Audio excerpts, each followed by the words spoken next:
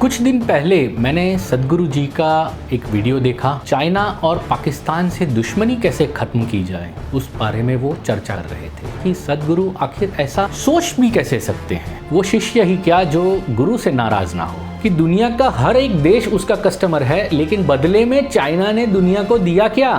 कोविड-19, Wuhan virus. तो किस China से आप हवाई जहाज खरीदने के लिए सोच रहे हो? एक म्यान के अंदर आप 3 तलवार डालने की बात कर रहे हो सद्गुरु जी। वहाँ के बच्चों को ये सिखाया जाता है कि जो मुसलमान नहीं वो काफिर है, और हम हैं कि हम अपने बच्चों को वसुधैव कुटुंबकम सिखाते हैं। कि ऐसे में आपको महात्मा गांधी की याद भी कैसे आ सकती है? तो ये युग कृष्ण का है। अगर हम इतिहास उठाकर देख लें तो हारने वालों का कभी भी इतिहास नहीं होता। नमस्कार दोस्तों, मैं हूं डॉक्टर जश देसाई और वसुधैव कुटुंबकम में आपका बहुत बहुत स्वागत है। अगर आपको ये वीडियो अच्छा लगे तो इसे लाइक करिए, शेयर करिए और चैनल के सपोर्ट के लिए इसे सब्सक्राइब करना ना भूलें। कुछ दिन पहले मैंने सद्गुरु जी का एक वीडियो देखा जहां पर वो चाइना और पाकिस्तान से दुश्मनी कैसे ख़त्म की जाए उस बारे में वो चर्चा कर रहे थे। तो जब मैंने देखने की शुरुआत की तो मैं काफ़ी एक्साइटेड था, क्योंकि सद्गुरु हमेशा कुछ ना कुछ तो पते की बात तो करते ही हैं और उम्र में और ज्ञान के बारे में वो मुझसे बहुत आगे हैं और मैं उनका काफ़ी सम्मान भी करता हूँ। लेकिन जब मैंने ये वीडियो देखा तो मैं काफ़ी हैरान हो गया और सोचने लगा कि सद्गुरु आखिर ऐसा सोच भी कैसे सकते हैं। ये पहली बार ऐसा था कि मैं सद्गुरु जी के किसी वाक्य से नाराज़ था। मैं उनका बहुत ही डाई हार्ड फ़ैन हूँ, यूँ कहे तो मैं उनको अपना गुरु मानता हूँ। लेकिन वो शिष्य ही क्या जो गुरु से नाराज़ ना हो। तो मैं कुछ अपने विचार सद्गुरु जी के सामने कुछ रखने की कोशिश करता हूँ, और जो भी सद्गुरु जी के फैंस हैं, मेरी सिर्फ इतनी रिक्वेस्ट है कि वो मुझे नफ़रत भरी निगाहों से ना देखें, नफ़रत भरी नज़रों से ना देखें। तो शुरू करते हैं। सद्गुरु जी ने कुछ यूँ कहा कि जो इन्वेस्टमेंट हम हथियार खरीदने या फाइटर जेट खरीदने के लिए इन्वेस्ट कर रहे हैं या फिर खरीद रहे हैं, तो उसकी जो लागत है वो कम से कम 10 गुना ज़्यादा है कंपेयर टू चाइनीज़ हवाई जहाज़ के मुकाबले। हालांकि कॉस्टिंग के बारे में मेरा कोई ज्ञान ज़्यादा नहीं है, लेकिन उनका पॉइंट ऑफ व्यू ये था कि अगर हम चाइना से अगर हम हवाई जहाज़ खरीदना शुरू कर दें तो हमारे और चाइना के ताल्लुकात अच्छे हो जाएंगे, जैसे हमारे और आज की तारीख में अमेरिका और फ्रांस के साथ हमारे ताल्लुकात हैं। देखिए, ऐसा है कि जहाँ तक मेरी राजनैतिक समझ है, हालांकि बहुत ज़्यादा नहीं है, लेकिन फिर भी मैं अपनी समझ से ज़िंदगी जीता हूँ और अपनी समझ से ही समझता हूँ। तो जो कोई भी देश दूसरे देश के साथ व्यापार करता है तो उसके संबंध नेचुरली ही अच्छे हो जाते हैं, और जिन देशों के बीच व्यापार में कंपटीशन हो जाती है उन देशों के बीच में संबंध अच्छे नहीं होते, जैसे कि अमेरिका और रशिया के संबंध हैं। तो ऐसे में ये चीज़ हमें समझनी होगी कि चाइना के साथ व्यापार में तो हमने कोई कसर बाकी नहीं रखी। हमारे देश का कोई नागरिक ऐसा नहीं होगा जिसके घर में चाइनीज़ सामान ना हो। बल्कि मैं तो ये कहूँगा कि दुनिया का आज की तारीख में दुनिया का कोई ऐसा इंसान ढूंढना मुश्किल होगा जिसने चाइनीज़ सामान ज़िंदगी में कभी ना खरीदा हो। तो उस लिहाज से चाइना के तो संबंध हर किसी इंसान से अच्छे होने चाहिए, हर देश के साथ अच्छे संबंध होने चाहिए। लेकिन चाइना को अगर हम ढंग से समझें, कोई भी ऐसा सगा नहीं जिसको उसने ठगा नहीं। अब आप ही बताइए कि भारत जितना बड़ा मार्केट, हम कितना माल चाइना से आज की तारीख में भी बॉयकॉट चाइना मूवमेंट के बाद भी हम चाइनीज़ माल ख़रीदते हैं। हमारे देश में बहुत बड़ी क्वांटिटी में इंपोर्ट होता है, क्योंकि मेक इन इंडिया एक प्रोजेक्ट ऐसा है कि हम अभी तक उस लेवल तक, उस मुकाम तक नहीं पहुँचे जहाँ पर हम अपनी ज़रूरतें पूरी तरह से यहाँ पर हम सारी चीज़ें बना लें। वो वक्त भी आएगा कि हम सारा का सारा माल मेड इन इंडिया खरीदेंगे। तो यहाँ पर ये तो बात रही चाइना की कि दुनिया का हर एक देश उसका कस्टमर है, लेकिन बदले में चाइना ने दुनिया को दिया क्या? कोविड-19, वुहान वायरस, पूरी दुनिया को उसने हिला दिया है। सभी देशों की अर्थव्यवस्था चरमरा चुकी है और चाइना अपनी जिम्मेदारियों से कतरा रहा है।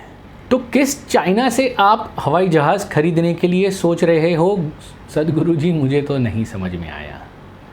क्या हम उनसे हवाई जहाज़ खरीद लेंगे तो ये प्रॉब्लम सॉल्व हो जाएगा? नहीं होगा।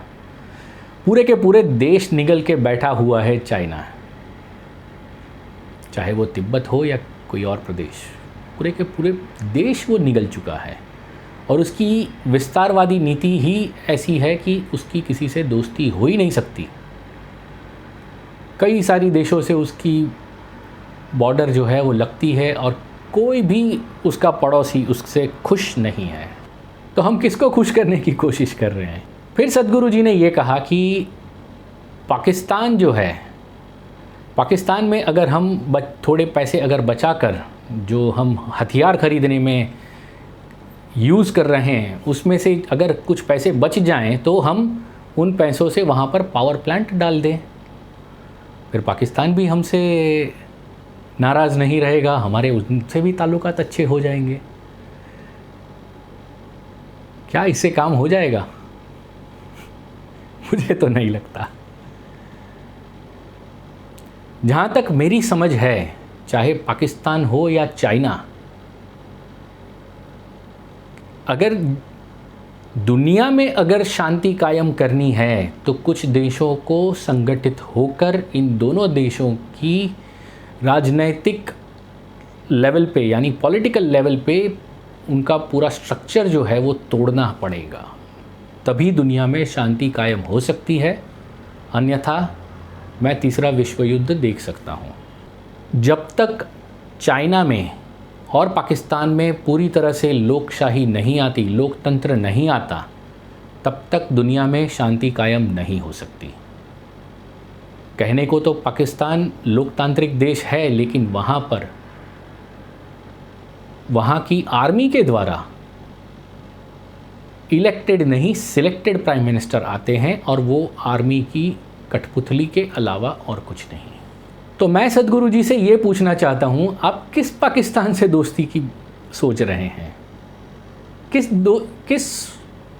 ये कैसे मुमकिन हो सकता है? एक म्यान के अंदर आप 3 तलवार डालने की बात कर रहे हो सदगुरु जी। एक म्यान में 3 तलवारें नहीं रह सकती, एक म्यान में सिर्फ एक ही तलवार रह सकती है। और पाकिस्तान का तो एजेंडा ही है, वहाँ के बच्चे जो हैं वो गज़वाए हिंद के सपने देखते हैं। वहाँ के बच्चों को ये सिखाया जाता है कि जो मुसलमान नहीं वो काफिर है, और हम हैं कि हम अपने बच्चों को वसुधैव कुटुंबकम सिखाते हैं। हमने जब पाकिस्तान से हमने दोस्ती का हाथ बढ़ाया तब हमें धोखा ही मिला है, चाहे वो कारगिल हो या कुछ और ये मैं नहीं कह रहा, ये इतिहास कह रहा है। और फिर जब आगे वीडियो बढ़ा तो उन्होंने कुछ जैसे ही महात्मा गांधी का नाम लिया तो मैंने तो वो वीडियो ही बंद कर दिया कि अब मुझसे ये बर्दाश्त नहीं हो सकता कि ऐसे में आपको महात्मा गांधी की याद भी कैसे आ सकती है। चाहे महात्मा गांधी ने जो भी कहा हो, आई एम नॉट इंटरेस्टेड।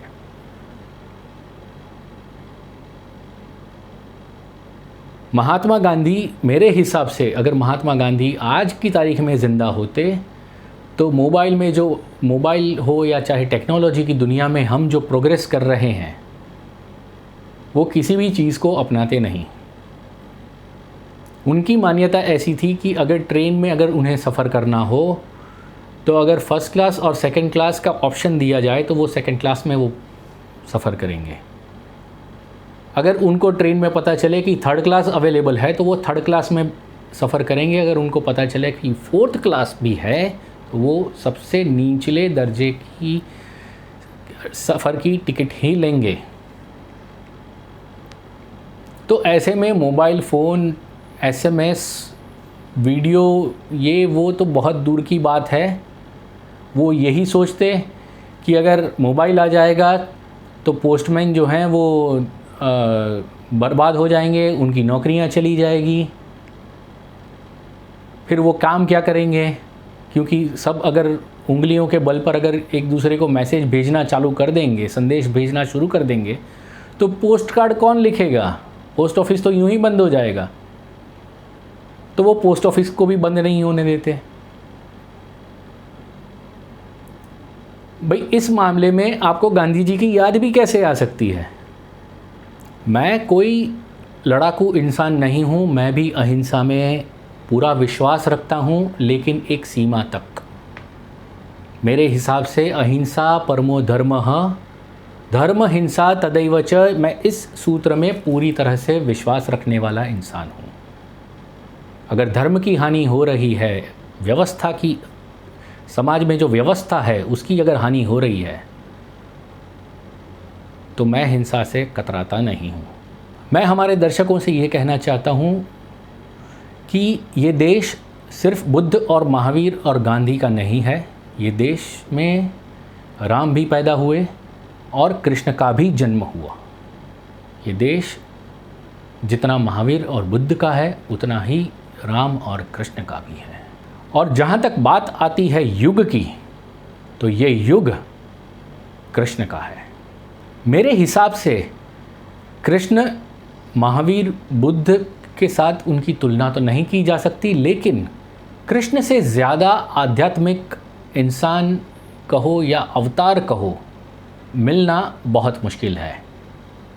अगर महाभारत के पॉइंट ऑफ व्यू से ही अगर समझने की कोशिश करें, अगर महाभारत के युद्ध में कृष्ण अगर पांडवों के पक्ष में ना होते, वो अर्जुन के सारथी ना होते, तो हम सभी जानते हैं कि युद्ध का परिणाम कुछ और ही होता और फिर कौरवों का इतिहास लिखा जाता। जो महाभारत का जो ग्रंथ है वो कौरवों के पॉइंट ऑफ व्यू से लिखा जाता। अगर इतिहास उठाकर देख लें, अगर हम इतिहास उठाकर देख लें तो हारने वालों का कभी भी इतिहास नहीं होता। अगर उदाहरण के तौर पर हम समझें, दिल्ली में जो Humayun road, Akbar road, Babar road, Aurangzeb road, ये सब जो हम देखते हैं, ये सारी तख्तियाँ देखते हैं, ये सब जीते थे, इन्होंने राज किया था। इसी वजह से ये हम देख सकते हैं कि हमारे इतिहास में हुमायूं, बाबर और अकबर जैसे आक्रांताओं को महान कहा गया है। जीतने वालों का इतिहास होता है, हारने वालों का इतिहास नहीं होता सद्गुरु जी। इसीलिए मैं अपने देशवासियों से ये कहना चाहता हूँ कि अब वो समय आ गया है कि जहाँ पर हमें हमारा धर्म और हमारा कर्म जो आपस में जुड़े हुए हैं, वो निश्चित करने का वक्त आ गया है, वो समय आ चुका है। अगर हम हमारा धर्म और कर्म निश्चित नहीं करेंगे तो हमारा भी इतिहास कुछ और ही होगा। B.R. चोपड़ा जी की महाभारत में एक सीन था जो मुझे बहुत अच्छी तरह से याद है, जहाँ पर परशुराम जी कृष्ण को मिलते हैं और उनको सुदर्शन चक्र देते हैं और कहते हैं कि माखन बहुत खा लिया, मुरली बहुत बजा ली, अब वो कार्य करो जिसके लिए धरती पर आए हो। और उसके बाद एक कविता बचती थी, धर्म कर्म निश्चित करो, सुनकर समय पुकार, जग में आए किस लिए, उस पर करो विचार। तो यहाँ पर मैं ये वीडियो खत्म करता हूँ। अगले वीडियो में हम जानने की कोशिश करेंगे कि धर्म और कर्म किस तरह से आपस में जुड़े हुए हैं। और ये मैं नहीं कह रहा हूँ, ये महाभारत जो हमारा धर्म ग्रंथ है, जो भगवत गीता है, उसके पॉइंट ऑफ व्यू से हम समझने की कोशिश करेंगे। नमस्कार।